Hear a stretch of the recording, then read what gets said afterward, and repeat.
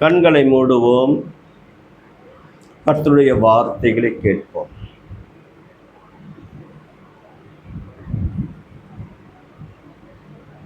உம் நாமம் சொல்ல சொல்ல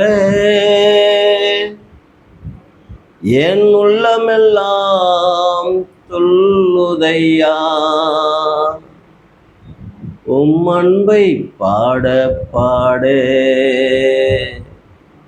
உம் அன்பை பாட பாட இதயமெல்லாம் இனிக்குதையா. எனக்கு இதயமெல்லாம் இனிக்குதையா. நீங்க பேசுங்க, நாங்கள் கேட்கிறோம். இந்த வார்த்தைகள் எங்களுக்கு பிரயோஜனமாயிருக்கு. இயேசுவின் நாமத்தில் ஜெபிக்கின்றார் எங்கள் நல்ல பிதாவே. ஆமென். உட்கார்.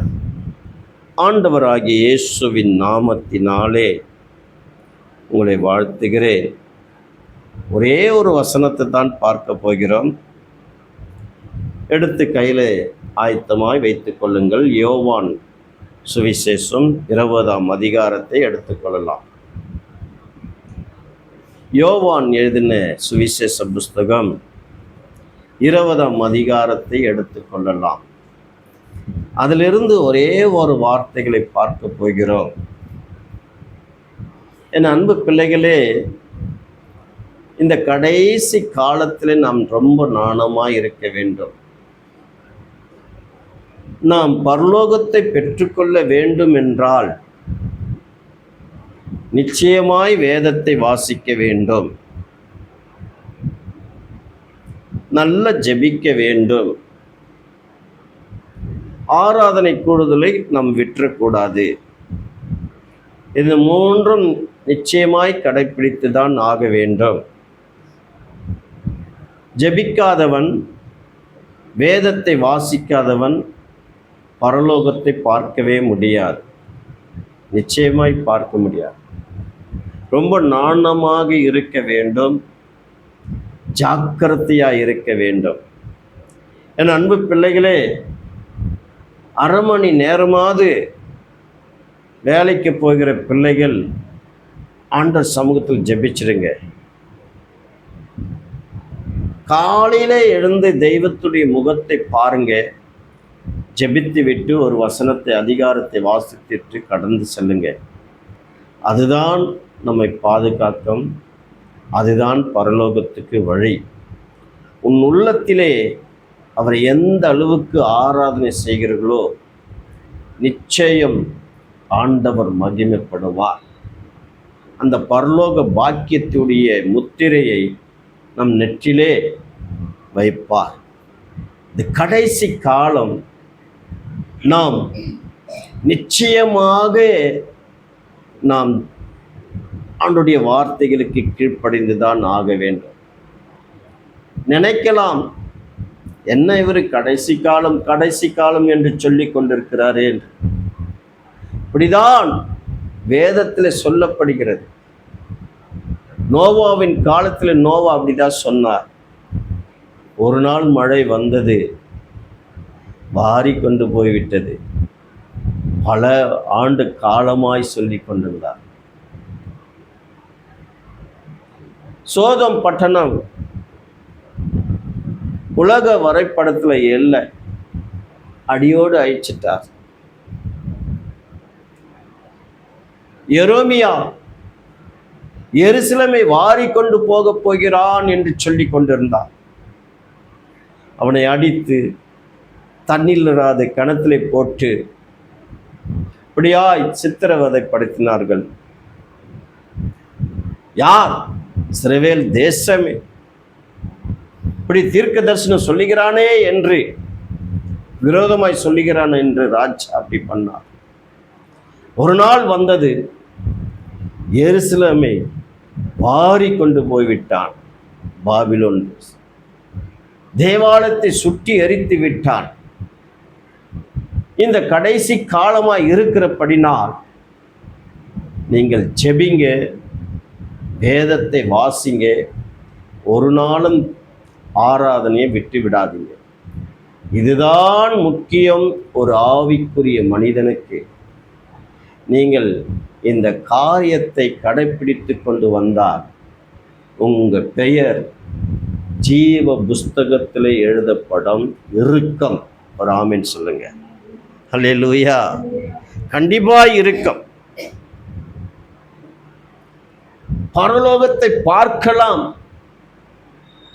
இல்லை என்றால் நான் எப்படி இருந்தாலும் போயிடுவேன் என்று நீ கனவுதான் காண்டு கொண்டிருக்கணும். இந்த வார்த்தை எக்கால துணி சுவிசேஷ சபைக்கு மாத்திரமல்ல,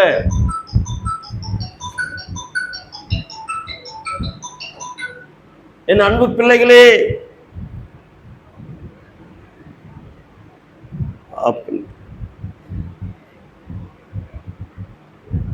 என் அன்பு பிள்ளைகளே, ரொம்ப நாணமாக இருக்கு. நம்ம சபைக்கு மாத்திரமில்லை, இந்த சென்னை பட்டணத்திலே 15,000 சபைக்கு மேல் இருக்கிறது. இந்த சபை போதகர்களாம் தன் ஆத்துமாவை நாணமாய் நடத்த வேண்டும். தமிழ்நாடு முழுவதும், இந்தியாவிலே 28 மாநிலங்கள், 8 யூனியன் பிரதேசம், இதில் இருக்கிற எல்லா சபைகள், உலகம் முழுவதும் இருக்கிற சபைகள் தெய்வத்தை எப்படி பற்றி கொள்ள வேண்டும் என்று போதகர்கள் சரியாய் கற்றுக் கொடுத்து அந்த ஜனங்களை பரலோக ராஜ்யத்துக்கு நேராய் வழிநடத்த வேண்டும். அதற்கு மெயின் ஜபம், வேத வாசிப்பு, ஆராதனை விட்டுவிடக்கூடாது. இப்படி சரியாய் காணப்பட்டால் கர்த்தருடைய பிள்ளைகள் நிச்சயம் அந்த பரலோக பாக்கியத்தை பெற்றுக்கொள்ளலாம். ஒரு ஆமென் சொல்லுங்க. அல்லேலூயா. இன்றைக்கு நான்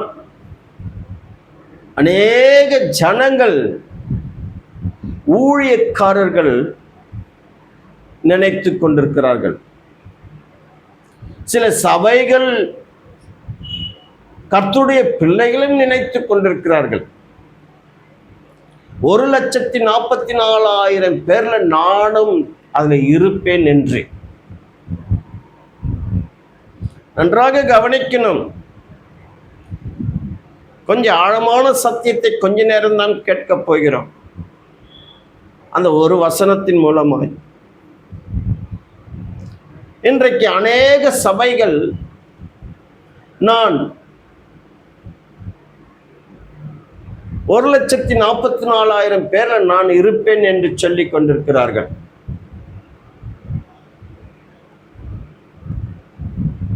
அட்வென்ட், CSI,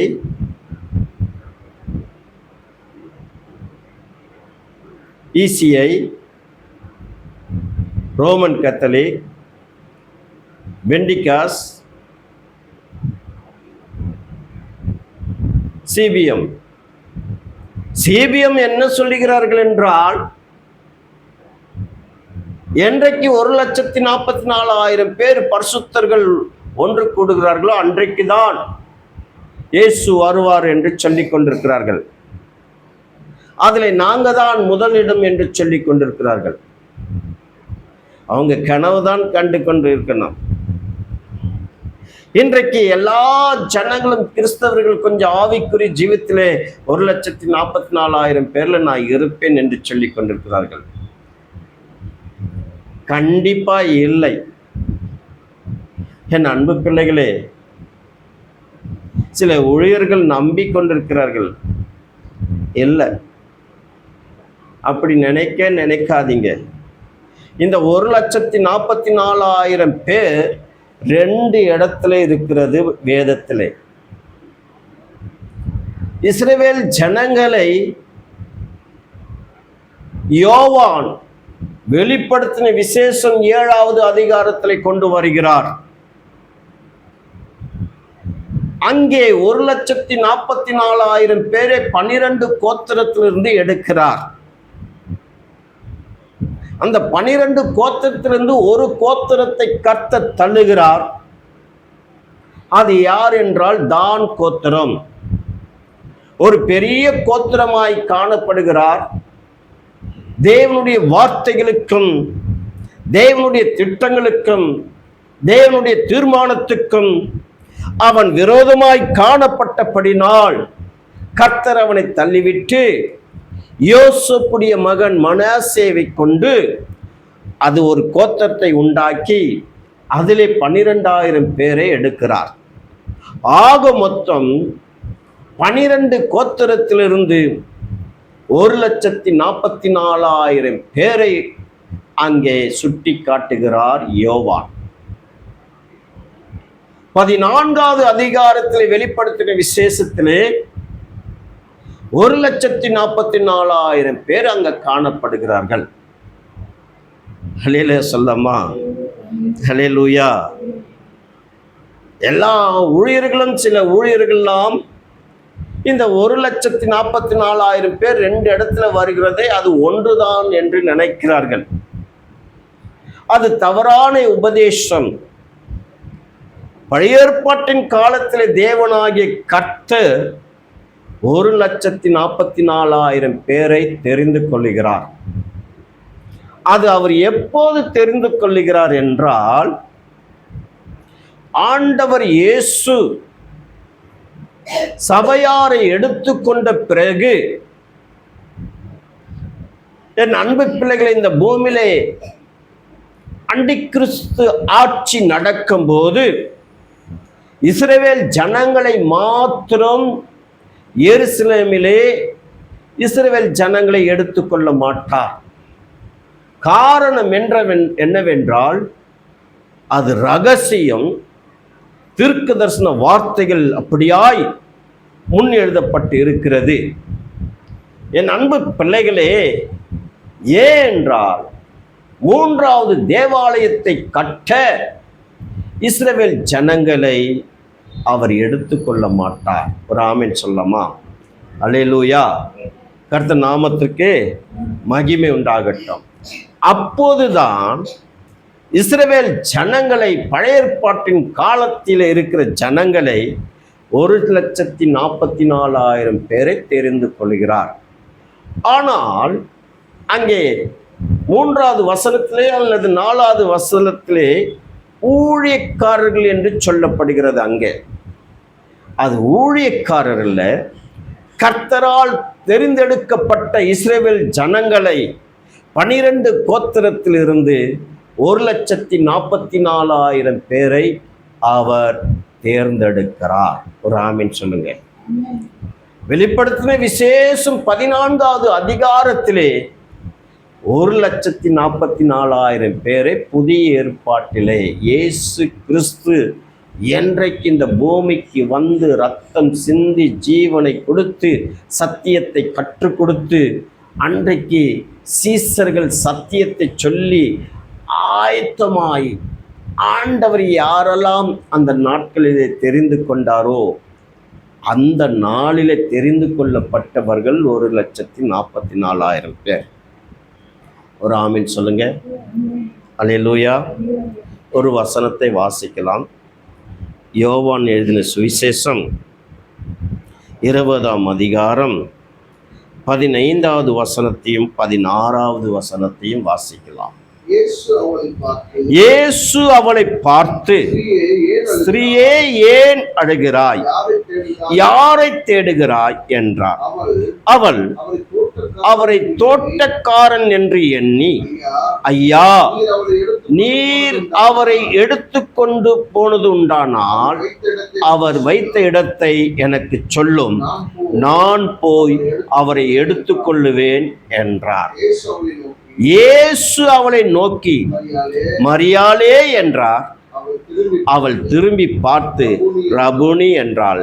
அதற்கு போதகரே என்று அர்த்தமாம். இவள் யார்? ஏன் கல்லறிடத்திலே காத்து கொண்டிருக்க வேண்டும்? ஆண்டவர் இயேசு உயிரோடு எழுந்துட்டார் என்று பலர் சீசர்களுக்கு சொல்லி அவர்கள் வந்து பார்த்துவிட்டு ஒரு நம்பிக்கையோடு கூட போய்விட்டார்கள். என் அன்பு பிள்ளைகளே, பல ஸ்திரீகள் அங்கே வந்தார்கள். கந்தவர்க்கத்தையும் எடுத்துக்கொண்டு ஆண்டவரை காணவில்லை, அவர் உயிரோடு எழுந்து விட்டார். எல்லாரும் வந்துட்டு போயிட்டாங்க. இந்த மகத்தலான மரியாள் ஏன் அந்த கல்லறை விட்டு போகவில்லை? ஒரு ஆமீன் சொல்லுமா? வேத ரகசியங்கள் இங்க காணப்படுகிறது.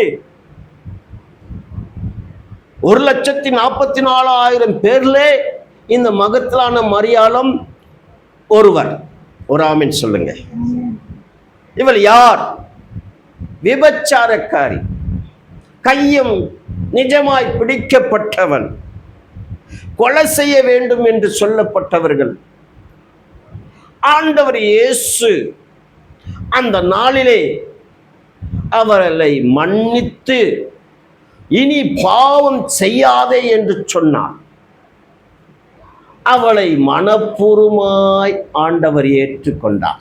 ஒரு ஆமீன் சொல்லுங்க. இந்த மரியாளும் இயேசுவை விடவில்லை. அவள் செய்த பாவம் எல்லாம் அவளுடைய சிந்தைக்கும் வரவில்லை. இவள் செய்த பாவம் இயேசுடைய சிந்தையிலும் வரவில்லை. அவர் நினைச்சு பார்க்க கூட முடியவில்லை. காரணம் என்ன? ஒரு மனிதனை பாவத்திலிருந்து, கொடூரமான பாவத்திலிருந்து விடுதலை ஆக்கிவிட்டார்.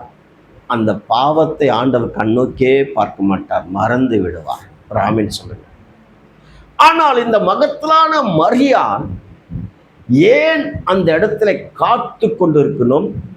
விடாப்பிடியாய் இயேசுவை எப்படியாவது எங்கேயாவது எடுத்துக்கொண்டு போயிருந்தால் நான் அதை கொண்டு வந்து என்னோடு கூட வைத்துக் கொள்ளுவேன் என்று சொன்னார். ஒரு ஆமென் சொல்லுங்க.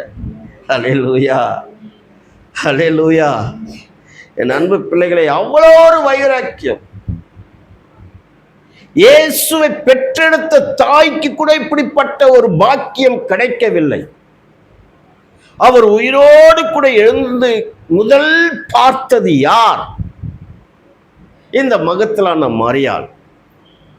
13 அதிகாரத்தை எழுதின அப்போஸ்தலனாகிய பவுலுக்கு கூட இப்படிப்பட்ட ஒரு பாக்கியம் கிடைக்கவில்லை.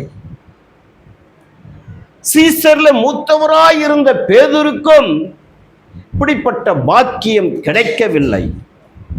என் அன்பு பிள்ளைகளே, இந்த பாக்கியம் மகத்தலான மரியாளுக்கு கிடைத்திருக்கிறது என்றால் தேவன் இன்றைக்கு அந்த நாளிலே அவர் தெரிந்து கொண்டார். ஒரு ஆமென் சொல்லுங்க.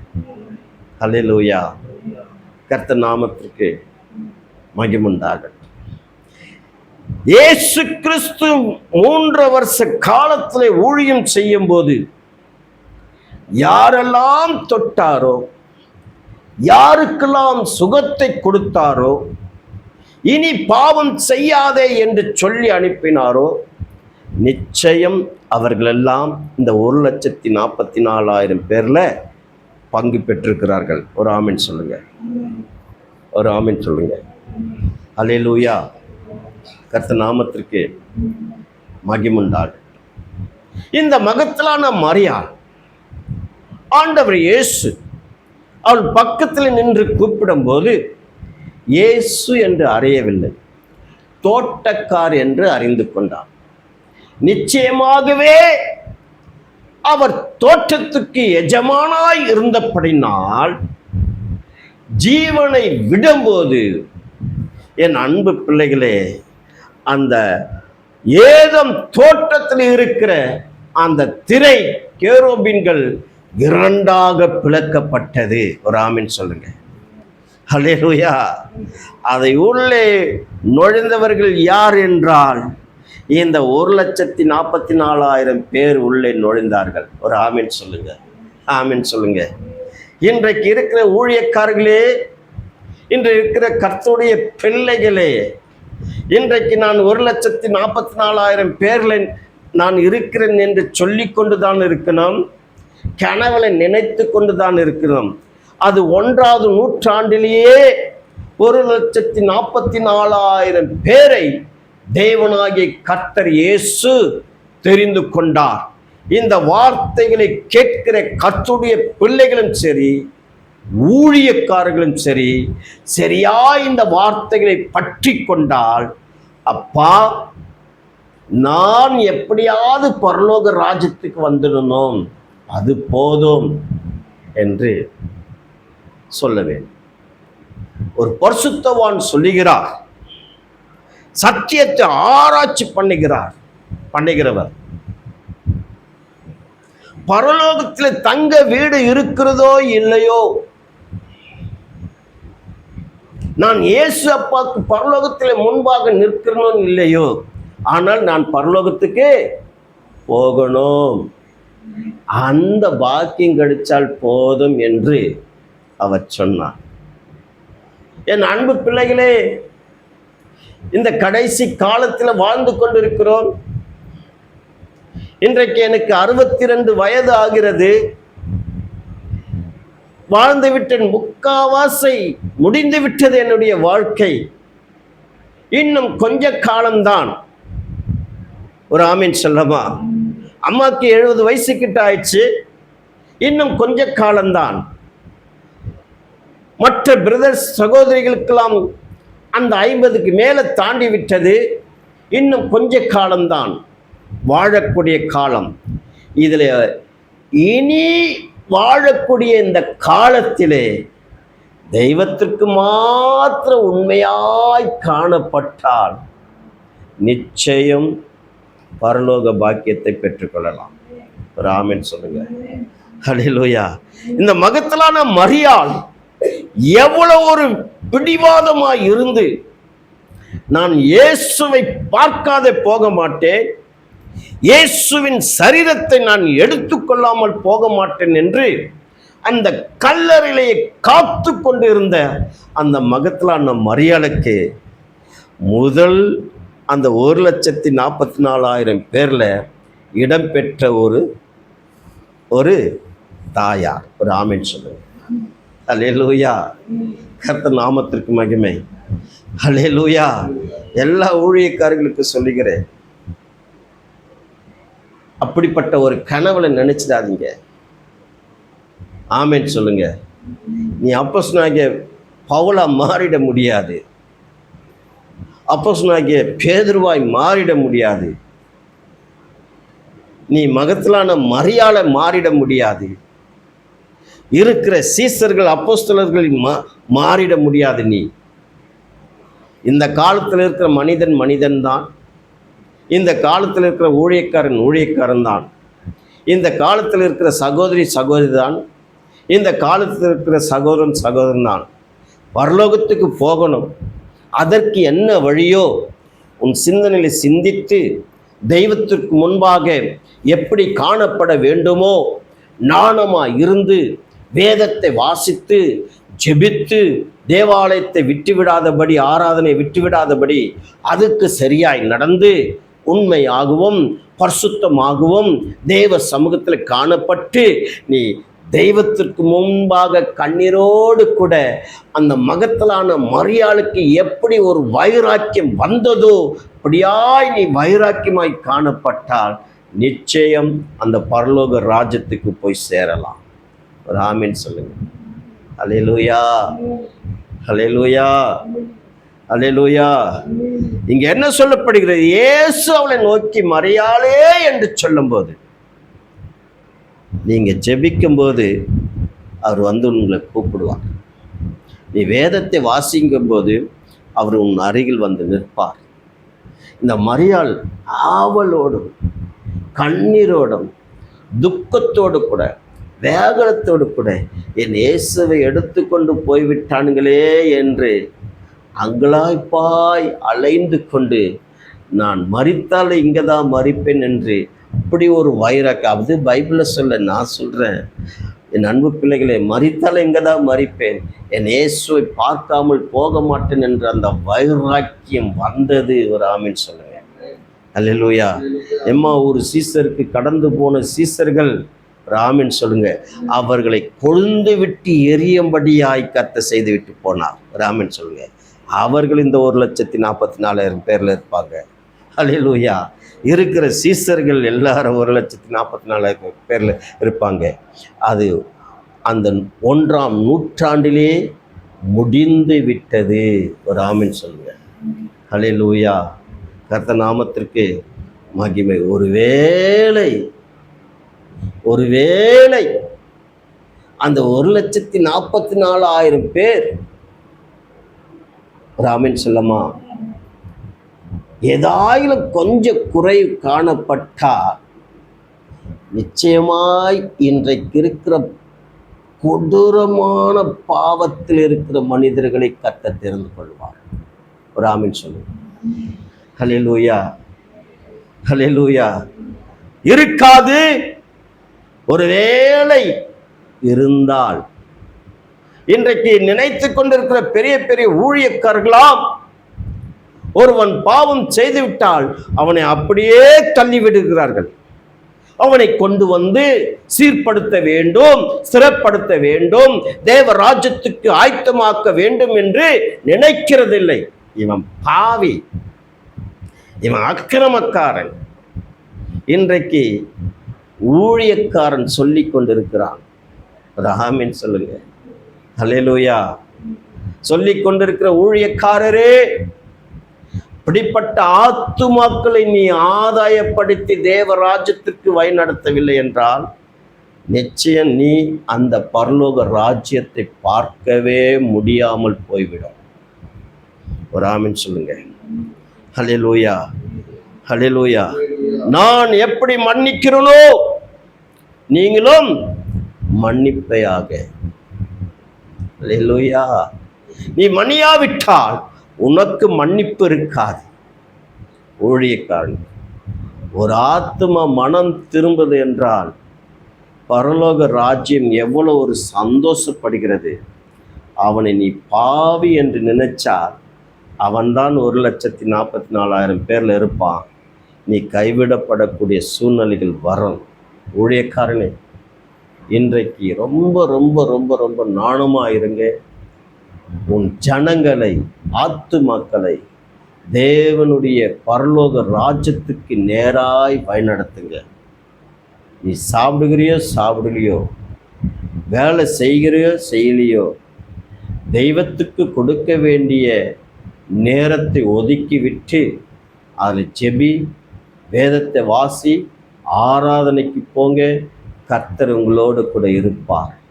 இந்த மகத்திலான மரியாள் எப்படி என் அன்பு பிள்ளைகளே பிடிவாதமாக இருந்து பார்க்க வேண்டும் என்று துடித்து கொண்டிருந்து அவளுடைய உள்ளம் எப்படி காணப்பட்டது என்றால் தெரியுமா?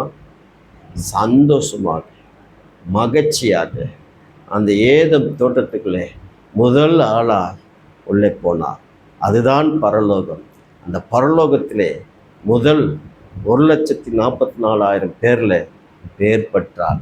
வேதம் சொல்ல, இதுதான் சத்தியம், இதுதான் சத்தியம், இதற்கு நீங்கள் நாணமாக இருங்க. அந்த 1,44,000 பேரில் இருக்கிற எல்லா பூமியில் இருக்கிற எல்லா ஊழியக்காரங்களும் அதில் இல்லை என்றாலும் நான் பரலோகத்துக்கு போனால் போதும் என்று அந்த வைராக்கியம் இருக்க வேண்டும். எல்லா கர்த்தருடைய பிள்ளைகளையும் அப்படி நீங்கள் வழிநடத்துங்க. அந்த பிள்ளைகளெல்லாம் தேவ ராஜ்யத்துக்குள் இருக்கும். தெய்வத்தை முகமுகமாய் பார்க்கலாம். கர்த்தர் நாமம் மகிமைப்படுவதாக. இந்த வார்த்தைகளை கர்த்தர் ஆசீர்வதிப்பாராக. ஆமென். ஆமென்.